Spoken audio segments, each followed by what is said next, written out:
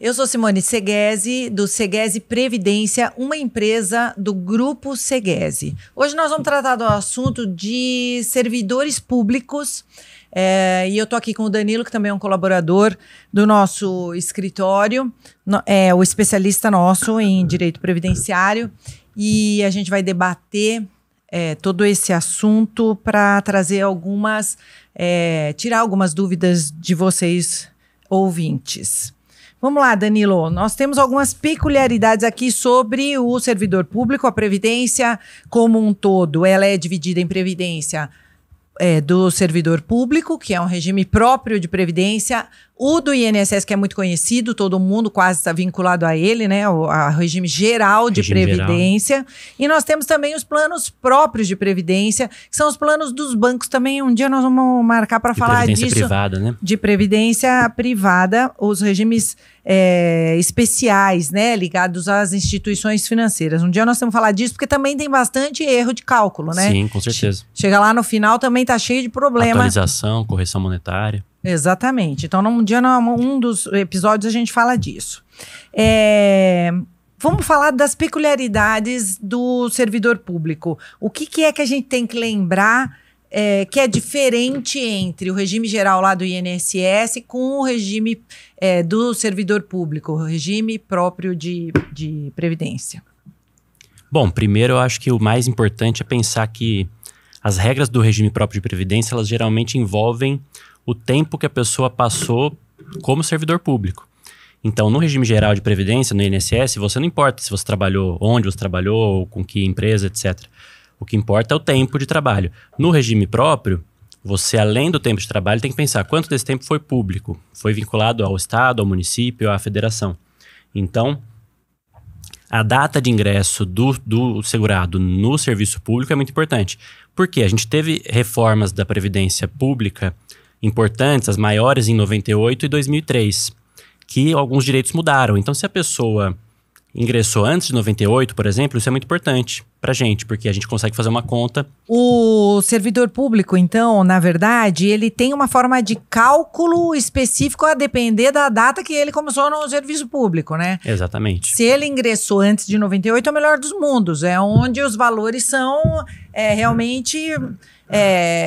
todos os direitos ali estão preservados. Aí, a partir da data do ingresso no serviço público, além do ingresso, tem aquele lance da continuidade, né? Exatamente. Para a questão do ingresso, quer dizer, é importante que o servidor tenha uma continuidade do serviço público sem nenhum intervalo. Então, se a pessoa entrou, por exemplo, em 95, trabalhou ali uns 5 anos em algum concurso, serviço público, aí saiu, ficou uns 2, 3 anos fora, voltou para o serviço público de novo, passou em algum outro concurso. Quando ela for pedir aposentadoria, ela vai falar, nossa, mas eu ingressei no serviço público em 95, eu tenho direito àquelas regras boas, né? Sim. Pré-98, antes da reforma. O Estado tem entendido que não. Para a data de ingresso no serviço público, importa a continuidade. Então, se você tem um intervalo muito grande ali, entrou em 95, ficou uns 3 anos aí trabalhando na iniciativa privada, depois retorna para o serviço público, você perdeu aquela data de início. Vai valer a segunda vez que você ingressou no serviço público. Agora, para o tempo total de trabalho no serviço público, não importa a data de ingresso. Então, você tem lá um vínculo de... Trabalhou 5 anos nos anos 70 como servidor público, isso aí vai ser somado no seu tempo de contribuição de servidor público. Mas a data de ingresso em 1970, não. É interessante porque as pessoas pensam que entram num sistema e ficam num sistema para sempre, né? E o que a gente vê na prática é que vai tendo uma flutuação ali. Um tempo trabalhou na iniciativa privada, então está vinculado ao INSS. Aí sai, passa num concurso, só que às vezes não fica no concurso até o final, muda Exatamente. de cargo. E aí aquele histórico das previdências fica tudo misturado, né? Uhum. E aí que é aquela correria que vocês têm para ficar buscando o CTC, as certidões de tempo de contribuição de tudo quanto é plano. Exatamente. Quando a pessoa exonera do serviço público, ela geralmente recebe uma declaração de tempo de contribuição ou então certidão de tempo de contribuição que diz lá, olha, o servidor ingressou aqui no serviço público em 93, no cargo X, tais anos ela foi promovida para o cargo Y, então... Se tinha função, por exemplo, de professor, de médico, de enfermeiro, isso é importante também pra gente, né? Por outros motivos da aposentadoria especial, que a gente vai falar, podemos falar sobre isso outro dia. E quanto desse tempo, por exemplo, ela contribuiu no regime geral de previdência, porque os regimes próprios de previdência, eles são mais ou menos recentes, né? Ali nos anos 2000, 2003, foram surgindo regimes próprios de previdência. Então, o sujeito que era servidor público antes disso contribuía normal no regime geral de previdência social, no INSS. Então, a parte do tempo dele vai estar lá no INSS, outra parte vai estar na SPPrev, no Ortoprev, Camprev, né? A gente trabalha aqui na região de Piracicaba, Campinas.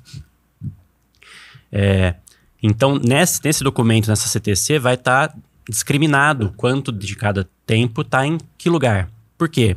Lá na frente, a pessoa muda, sai desse concurso em São Paulo, vai para Hortolândia, municipal.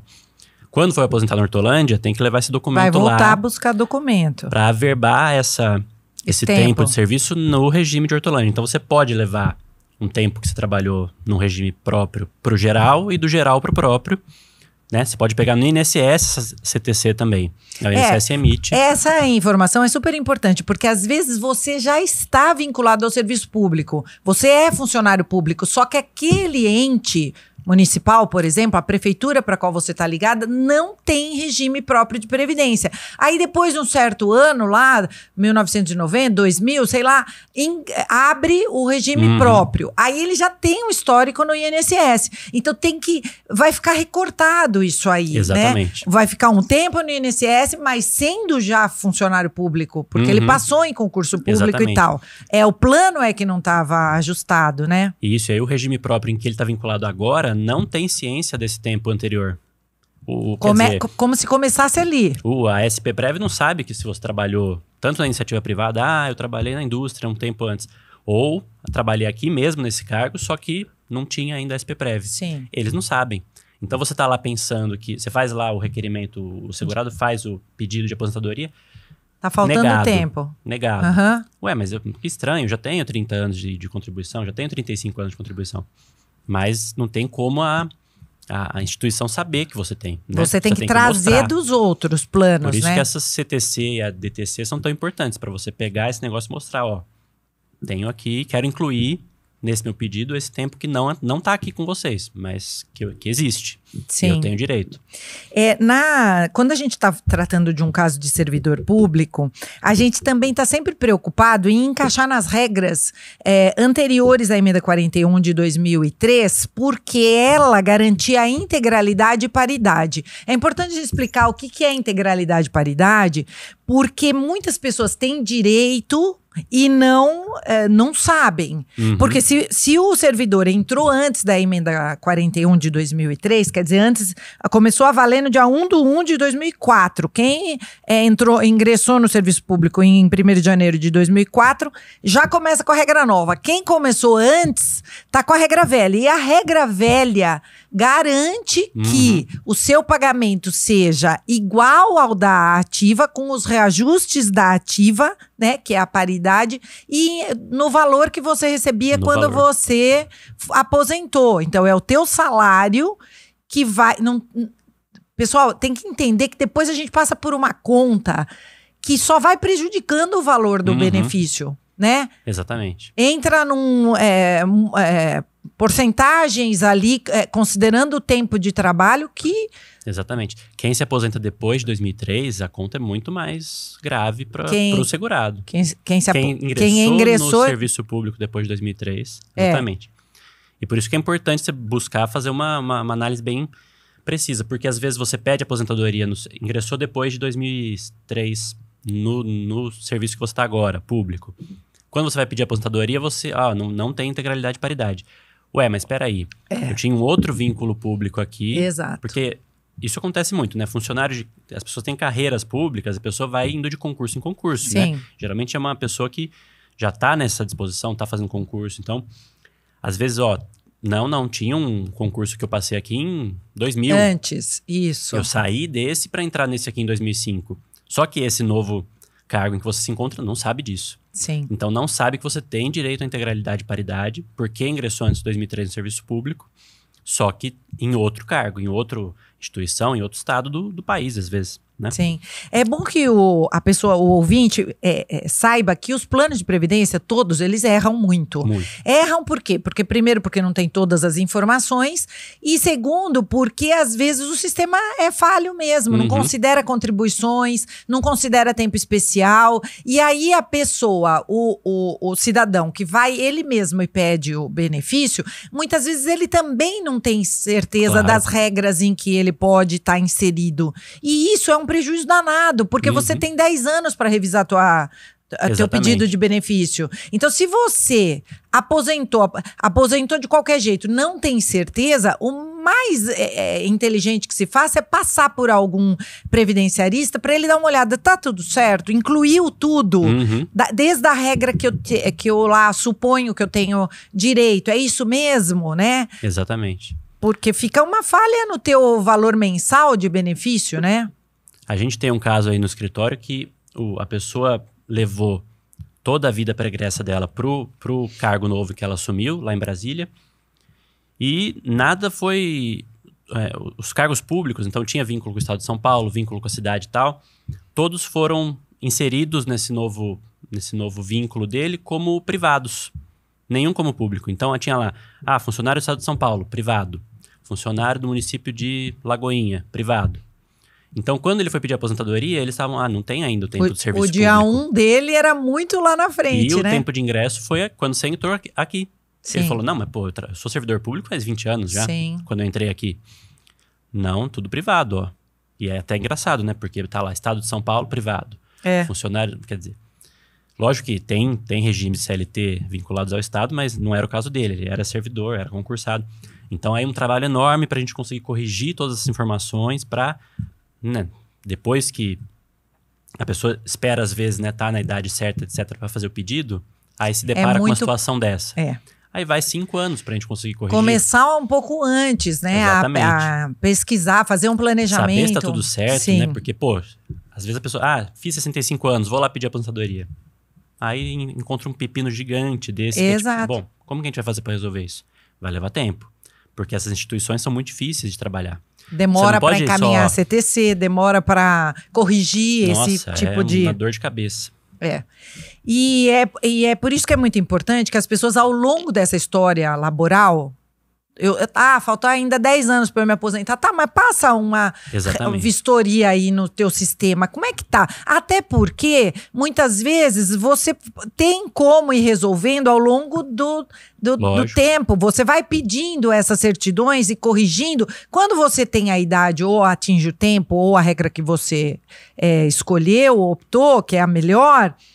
Você tá com aquele... A gente fala que a gente monta o dossiê da aposentadoria, né? Você tá com aquele dossiê pronto, aí é só apresentar, né? Então, deixar tudo para a última hora, que é uma característica nossa, achando que as instituições são super rápidas. Vai atrasar a tua aposentadoria 5 anos, 10 anos, por conta de... Ou você vai aposentar com um valor errado, menor, e depois ficar esperando por via de revisão.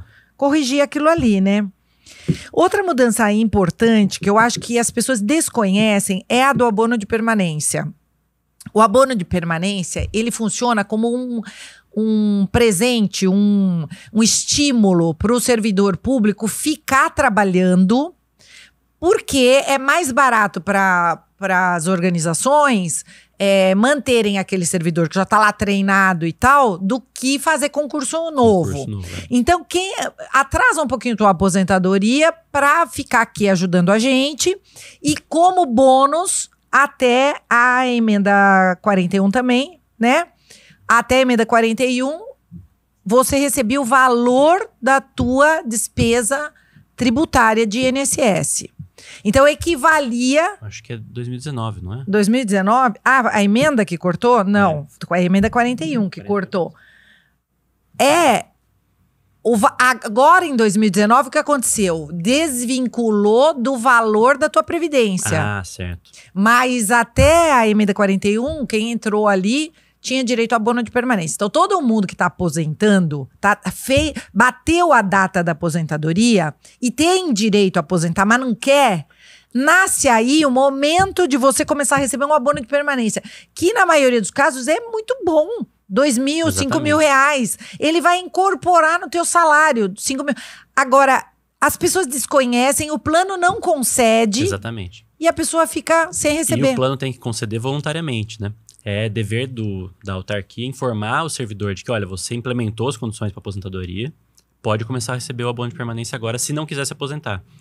Então não depende nem de requerimento prévio. Exatamente. Então, às vezes a pessoa, a gente vê que a pessoa tinha direito de se aposentar 3 anos atrás, mas nunca fez pedido, não tem problema. A gente consegue voltar e receber esse abono salarial de 3 anos atrás. E aí recebe o retroativo também. Além de parar de pagar mensal o seu tributo, você recebe o que tá atrasado ali. Então, é uma informação super importante, porque às vezes também, Danilo, o que a gente vê lá no escritório, na prática? A pessoa, ela não sabe... O ente não sabe que a pessoa tem direito à aposentadoria porque tem esse negócio da CTC que vem vindo de outros planos. Ou a pessoa tem tempo especial e no sistema dos planos próprios de previdência desconsideram algumas multiplicações de tempo especial. Então, a pessoa trabalhou ali sujeito a risco. Vamos pensar num enfermeiro de um hospital público. Quando der o tempo dele com o multiplicador, não vai ser considerado, porque o tempo dele de verdade não foi considerado especial. O tempo especial é aquele tempo multiplicado quando a pessoa trabalha com algum agente que possa fazer mal para a saúde. Insalubridade, periculosidade, penosidade. O plano não sabe que você já tem direito a aposentar, então ele não vai lançar o abono de permanência. É você que vai ter que ficar atento e falar, com o tempo especial, eu já tenho direito de receber o meu abono. E aí, isso é um previdenciarista que vai ajudar a fazer essa conta, porque não é uma coisa super simples de pensar. Algumas coisas no direito previdenciário, a maioria delas depende do requerimento, né? De prévio requerimento. E, quer dizer, você não pode chegar lá e falar pro plano, olha, eu já tinha direito de me aposentar 5 anos atrás aqui. Você tinha que ter me aposentado. Vocês não me aposentaram e não começaram a pagar meu abono. Eles vão olhar e falar, não tinha. Ah, não tinha sim, porque eu tenho esse tempo aqui do INSS, ó. Isso. A gente não tinha como saber. Sim. Né? Você não pode condenar a organização a pagar esses 5 anos, sendo que você não informou adequadamente, porque eles realmente não têm como saber. Não tem uma integração de informações entre o INSS, os regimes próprios entre si, né? Por isso que é importante você fazer pedidos informados requerimentos em geral, né? Informados. Trazendo... Às vezes você não colocou no requerimento. Mas eu esqueci de colocar aqui que tinha um tempo especial nesse vínculo. Sim. Eu esqueci de... Trazer o PPP pro pedido, né? Exatamente. Porque o PPP é o documento onde a gente demonstra que o trabalhador tinha esse agente insalubre, perigoso. Se você não documenta o sistema adequadamente, o sistema não tem como agir, né? Como que eles vão avaliar uma informação que não ficou acessível, né? Então, é importante que a gente passe sempre algumas informações que podem fazer diferença na vida desse profissional, né? Ele pode aposentar com tempo maior, com valor maior, né? Principalmente agora, quem começa no serviço público depois das emendas mais rigorosas que cortaram direitos. Então, a intenção dessa conversa é que vocês prestem atenção na data do início do trabalho no serviço público para saber qual é a melhor regra. Quem entrou depois de 2003... também tem que estar antenado, porque qualquer tempo que você some, melhora o valor do teu benefício. Exatamente. Qualquer tempo acrescenta, qualquer PPP que você coloque demonstrando que aquele trabalho era especial, né? Lembra de mais alguma coisa ou a gente já pode encerrar por hoje? Tem a questão, acho, da dupla aposentadoria também. Né? Dupla aposentadoria. Isso, bastante gente procura a gente para saber sobre isso, porque a pessoa às vezes tem uma vida antes de começar no serviço público, então trabalhou na iniciativa privada, aqui e ali, aí depois ingressa no serviço público e vai embora. Quando vai ficando mais velha, chega perto do momento de se aposentar, tem uns 10 anos ali no INSS. que estão parados. Às vezes, você não precisa desse tempo para se aposentar no seu regime próprio. Então, vale a pena a gente fazer o quê? Bom, vamos contribuir mais uns 5 anos? Será no INSS? E aí, quando você fizer a idade 62 mulher, 65 homem, a gente pede uma aposentadoria por idade no INSS. Não usa esse tempo do INSS para aposentar aqui no serviço público. Ou então, bom, não vale a pena. Vale mais a pena trazer tudo do INSS e aposentar uma aposentadoria só, que vai ficar muito melhor aqui no regime próprio. O que vale mais a pena, o que não vale. Isso também, a gente tem que fazer uma conta, um planejamento, para saber qual que é a melhor alternativa. Tava lembrando aqui enquanto você estava falando que tem os cargos acumuláveis também. Então a pessoa pode estar trabalhando no serviço público e trabalhando no INSS. E aí é concomitante, ao mesmo tempo. Então não dá para trazer o tempo do INSS para a CTC pública. Por quê? Porque é concomitante. Então, ao mesmo tempo, ou você soma salário, ou você vai ter duas. E aí, quando são cargos acumuláveis, bateu a regra em um, você pode também esperar a regra do outro para ter duas aposentadorias. É possível ter duas aposentadorias. Professores e profissionais da saúde, principalmente, né? Que você consegue acumular cargos. Sim, e geralmente acumulam cargos, inclusive, né? Quem é professor e profissional de saúde sabe que trabalha em mais de um emprego ao mesmo tempo, porque tem plantão, tem clínica. Os professores dão aula em várias escolas, escola particular, escola privada ao mesmo tempo. Sim. Pública, perdão. Então, esse é um caso mesmo de dupla aposentadoria, são casos clássicos, assim. E as pessoas ficam sempre perguntando pra gente lá no escritório se vale a pena a gente ficar contribuindo pro INSS. Não é facultativo, né? A gente acaba contribuindo, o dinheiro tá lá. O dinheiro tá lá, é nosso. Então, como que a gente vai planejar? Mesmo que eu tenha uma história maior no serviço público, tem um dinheiro lá. Então, eu posso ter, às vezes, um salário mínimo que seja, mas vem outro acréscimo. E o dinheiro que é teu, que tá lá. De uma história que você contribuiu há algum tempo. Então, é inteligente que faça esse estudo. É um estudo barato. Barato em relação ao que ele vai te trazer de perspectiva, né? Como então eu dirijo essa minha história laboral para o momento E de tranquilidade, né? Porque você vai chegar ali com 65 anos e, bom... Eu já sei tá que os tudo documentos aqui, já estão... sim. Tá tudo certo para me aposentar. Então tá bom, então é isso. Encerramos a nossa conversa hoje e quem tiver dúvida pode mandar aqui que a gente vai ficar atento aos comentários para atendê-los. Até mais.